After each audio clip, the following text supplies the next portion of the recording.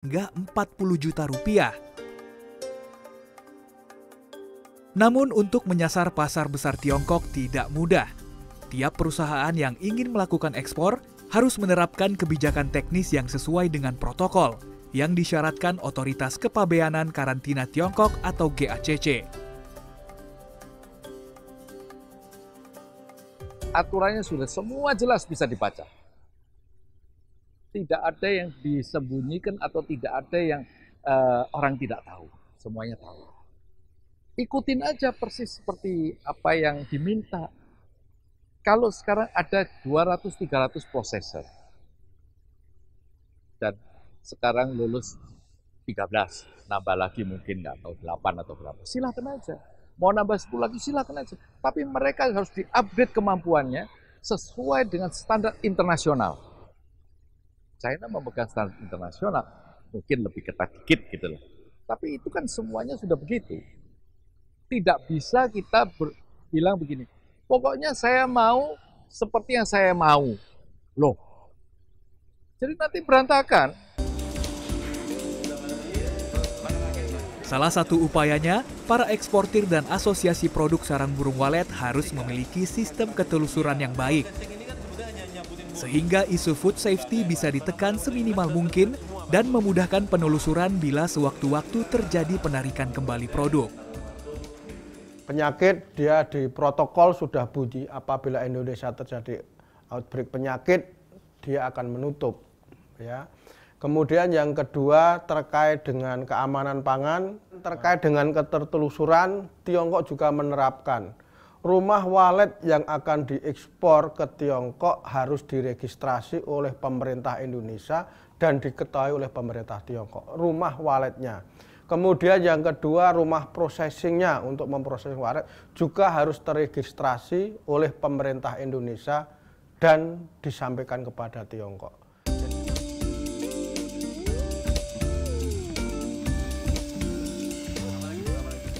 Telusuran ini dimulai dari rumah walet yang berfungsi sebagai tempat membuat sarang dan berkembang biak.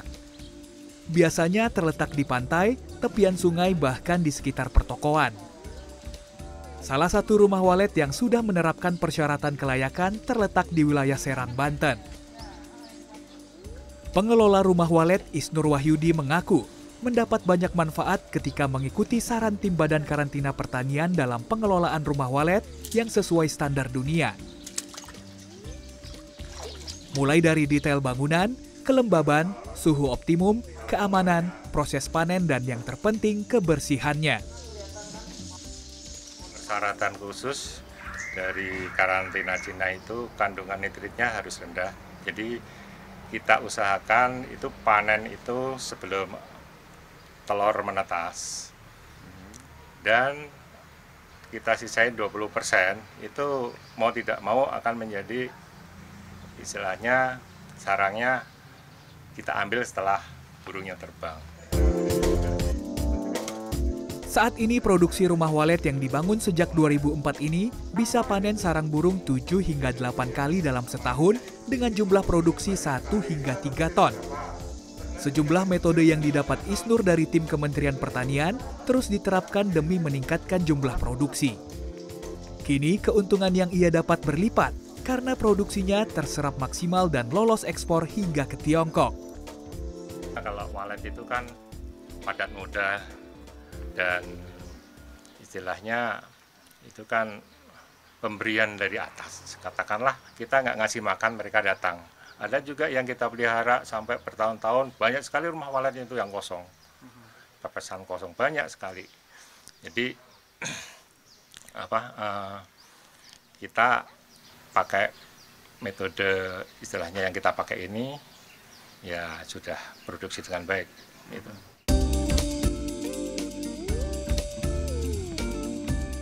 Tim Balai Karantina Pertanian Kementan di Soekarno-Hatta pun secara terjadwal mensupervisi rumah burung walet ini sejak 2012. Monitoring dilakukan guna memastikan protokol yang disyaratkan terus dijalankan dan verifikasi kelayakan ekspor khususnya ke Tiongkok dapat diberikan. Tiongkok itu mempersyaratkan sarang walet yang diekspor dari Indonesia itu tertelusur sampai sumber daya alamnya, jadi sampai rumah waletnya. Jadi persyaratan rumah walet itu berdasarkan apa yang sudah ditetapkan oleh Tiongkok, seperti itu ya. Pastinya kami di desinfeksi dan sanitasi. Untuk sanitasi sendiri antara lain adalah tersedianya food dipping. Jadi terus kemudian wastafel untuk cuci tangan. Kemudian sumber air bersih pada rumah walet itu sendiri. Kemudian untuk petugasnya atau orang yang masuk ke rumah walet itu sendiri juga harus dilengkapi dengan APD, alat pelindung diri. Guna membantu pelaku usaha sarang burung walet, Badan Karantina Pertanian juga menyiapkan infrastruktur lain, salah satunya aplikasi online APIKH guna mempermudah proses ekspor dan pendataan dokumen. Registrasi kami lakukan melalui sistem APIKH, aplikasi penilaian instalasi karantina hewan. Jadi memang ada satu sistem online, jadi pemilik rumah walet bisa mendaftarkan di situ. Salah satu pabrik pemprosesan yang telah ditetapkan sebagai tempat instalasi karantina hewan dan mendapat nomor registrasi NKV dari Barantan adalah PT Adipurna Mranata Jaya. Pabrik yang sudah beroperasi sejumlah proses dilakukan agar sesuai dengan persyaratan Otoritas Karantina Tiongkok (GACC). Sarang burung walet kotor terlebih dahulu dipilah berdasarkan kadar warnanya. SBW ini lalu dicuci dari kotoran yang menempel, bulu-bulu yang tertinggal di sarang dicabut secara manual. Pencucian ini berperan besar menurunkan kadar nitrit SBW yang menjadi persyaratan penting protokol ekspor ke Tiongkok. Tahapan selanjutnya adalah pemanasan atau heater. Pemanasan dilakukan secara merata dengan suhu minimal 70 derajat Celcius selama 3,5 detik. Ini dilakukan untuk mematikan virus H5N1, jamur, dan bakteri yang bisa mengakibatkan nitrifikasi. Meski tahapan pemprosesan terlihat kompleks, sejumlah eksportir berlomba untuk mencapai standar yang ditetapkan GACC. Salah satunya PT Natura Karunia Agung, yang kini tinggal menunggu izin ekspor yang dikeluarkan pemerintah Tiongkok. Eksportir seperti kami harus bisa berkoordinasi, Pak, mengikuti arahan dan aturan yang ditentukan oleh Badan Karantina dan GACC, yang mana semua panduan tersebut dan arahan oleh Badan Karantina Indonesia. Dengan bimbingan dan arahan seluruh tim Badan Karantina, pastinya uji kelayakan akan berjalan baik dan sempurna. Selain mendapat SBW yang sesuai standar batas nitrit, aplikasi teknologi dilakukan agar standar kelayakan mutu SBW semakin baik. Di luar daripada itu, dengan teknologi reverse osmosis, itu kita berharap nitrate ini bisa kita cuci, karena nitrate ini adalah kotoran dari burung tersebut, Pak, dari pakan dan kotoran yang dia keluarkan. Nah, di sini kita dengan pemilihan dengan alat spektrometer, kita bisa memilih standar-standar yang kita bisa produksi sesuai dengan keinginan atau produksi Tiongkok tersebut, Pak. Penerapan teknologi menjadi hal penting dalam memenuhi persyaratan ketat Otoritas Kepabeanan Tiongkok GACC. Sebagai fasilitator, infrastruktur penunjang kelayakan ekspor pun terus ditingkatkan, termasuk dalam proses pengecekan di laboratorium.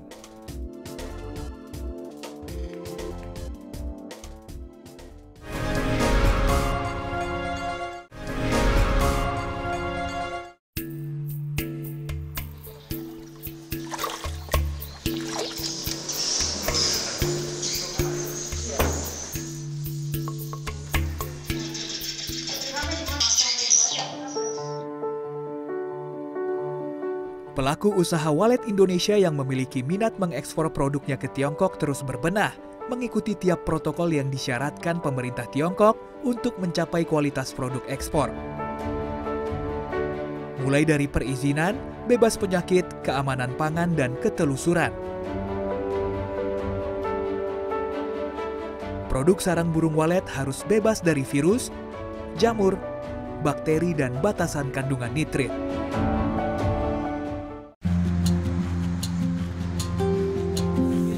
Dengan terpenuhinya semua regulasi ini, diharapkan SBW Indonesia dapat dengan mudah masuk pasar Tiongkok. Dan untuk mencapai ini semua, Badan Karantina Pertanian atau Barantan memiliki sejumlah instrumen. Salah satunya Balai Besar Uji Standar Karantina Pertanian atau BBUSKP.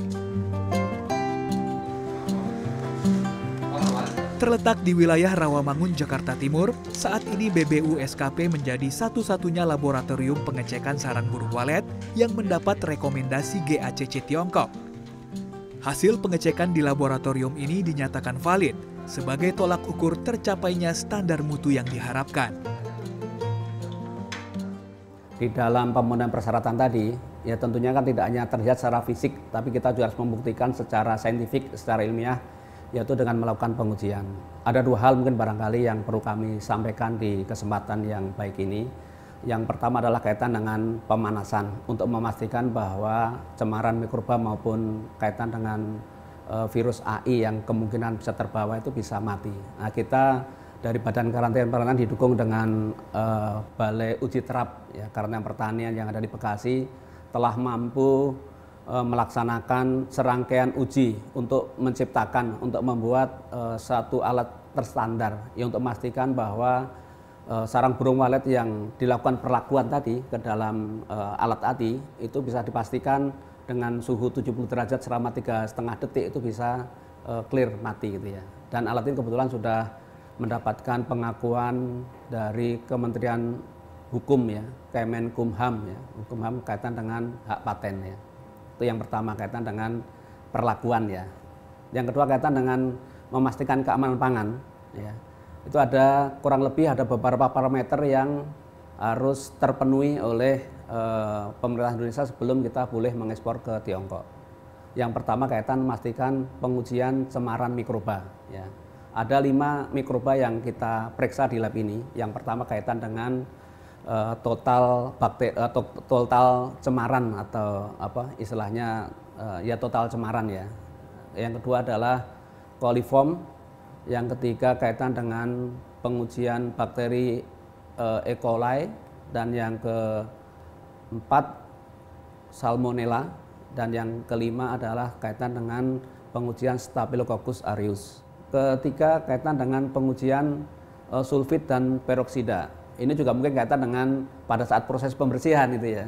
Barangkali mungkin menggunakan deterjen atau apa gitu ya. Yang notabene itu mungkin barangkali juga berbahaya terhadap kesehatan. Ya kita juga lakukan pengujian di sini. Jadi kadar sulfit maupun peroksida juga kita ukur ya. Dan yang keempat terakhir mungkin kaitan dengan pengujian nitrit ya. Nitrit merupakan salah satu persyaratan di protokol ya yang ditekan oleh China, dan hasil pengujian harus di bawah 30 ppm ya.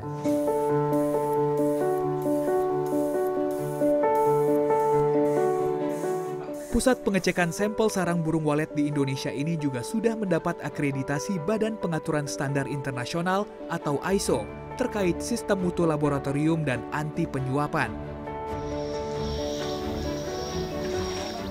Berperan sebagai fasilitator pertanian pada perdagangan di pasar global, Barantan bertugas untuk memberikan pendampingan teknis ke pelaku usaha sarang burung walet.